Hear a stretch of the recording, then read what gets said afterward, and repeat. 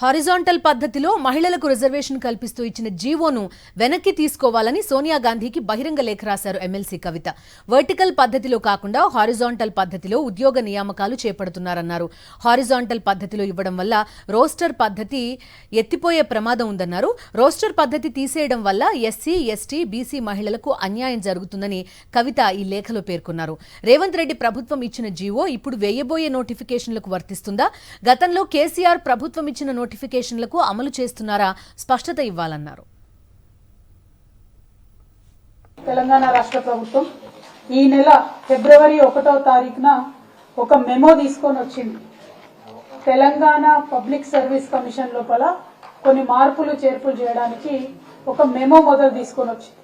ఆ రోజు నుండి తెలంగాణలో ఉన్నటువంటి ఇంటెలెక్చువల్స్, బుద్ధిజీవులు, మహిళల యొక్క అభ్యున్నతి కోరుకునేటటువంటి అనేక మంది మేము ఇది తప్పేమో, దీన్ని జీవోగా తీసుకురారేమో, ఈ అంశాన్ని సవరించుకుంటారేమో అని అనుకునే లోపలే 10వ తారీఖు నాడు, ఫిబ్రవరి 10వ తారీఖు నాడు ఒక జీవో తీసుకొని రావడం జరిగింది.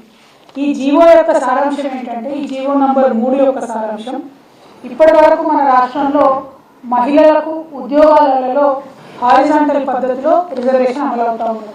వర్టికల్ రిజర్వేషన్ తో ఈక్వల్ గా చేయాలంటే రోస్టర్ పాయింట్ పెట్టాలనేటటువంటి ప్రతిపాదన తీసుకొని రోస్టర్ పాయింట్ ఇచ్చి మహిళలకు 100లో 33.3% ఉద్యోగాలు ఇవ్వాలనేటటువంటి నిబంధనలు 1996లో రావడం జరిగింది ఈ దేశంలో.